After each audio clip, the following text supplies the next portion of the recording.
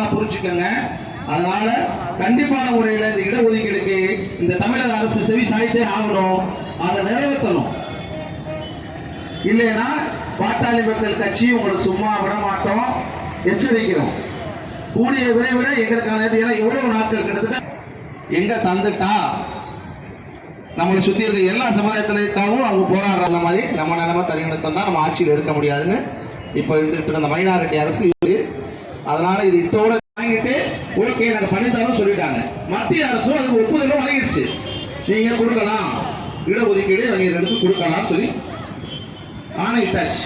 ஆனால் அந்த ஆணையை ஏற்கிற உங்களுக்கு சமூக நீதி போராளி மருத்துவர் ஐயாவின் ஆசியோடும் நாளைய தமிழக எதிர்காலம் எங்களின் வழிகாட்டி மருத்துவர் சின்னையா அவர்களின் ஆணை கிடங்க தமிழகம் முழுவதும் நடந்து கொண்டிருக்கும் இந்த ஆர்ப்பாட்டத்திற்கு சிறப்புரையாற்ற வருகை தந்திருக்கும் எங்கள் கட்சியின் மாநில பொருளாளர் அக்கா கவிஞர் திலகபாமா அவர்களே, மேலும் சங்கத்தைச் சேர்ந்த மாநில துணைத் தலைவர் அண்ணன் பழக்கடை நடராஜன் மற்றும் வன்னியர் சங்க தலைவர்கள் மற்றும் நிர்வாகிகள் அனைவருக்கும் வணக்கம்.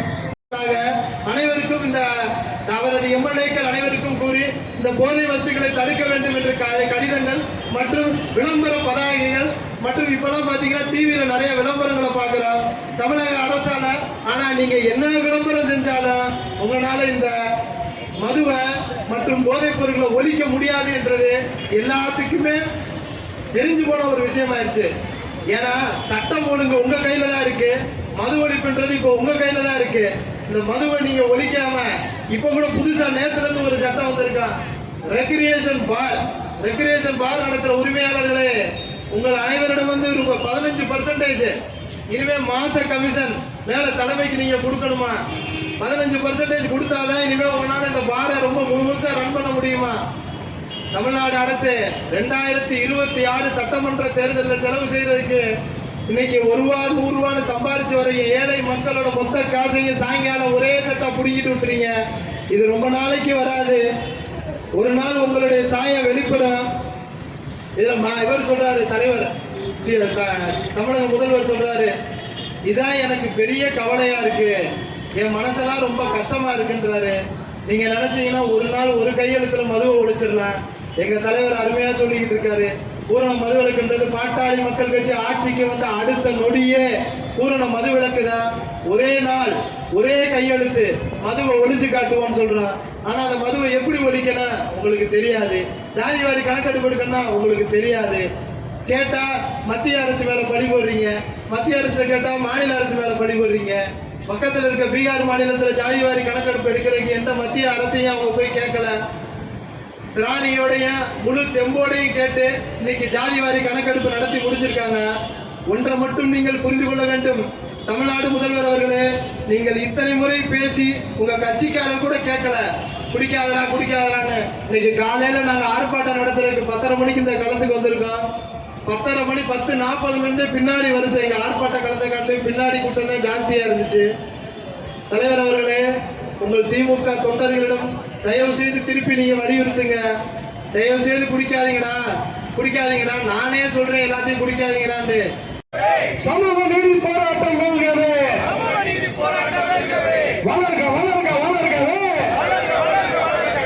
பாமக வளர்கவே, தமிழக அரசு ஸ்டாலின் அரசு கொடுத்து விடு 10 விழுக்காடு வண்டியருக்கு உடனடியாக கொடுத்து விடு.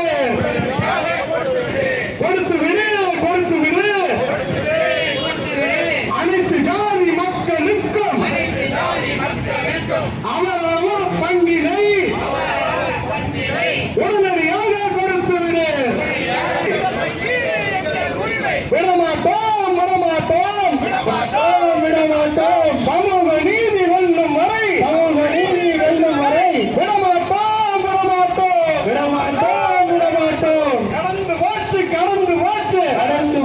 கடந்து போச்சு உச்ச நீதிமன்றத்தின் உத்தரவு கடந்து போச்சு.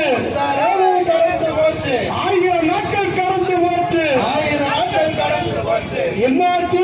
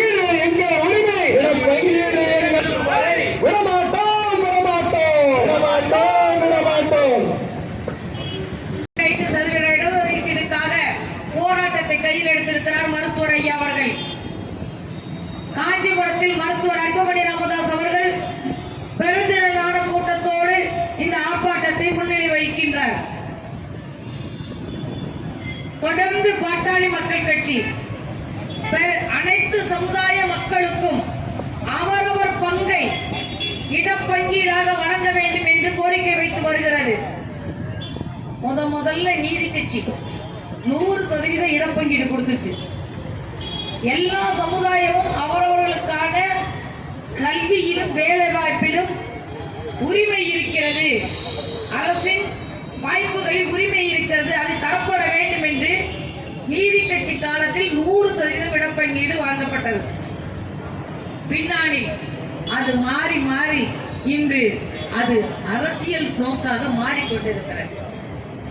ஒவ்வொரு தேர்தலின் போதும் இன்றைய முதலமைச்சர் ஸ்டாலின் அவர்கள்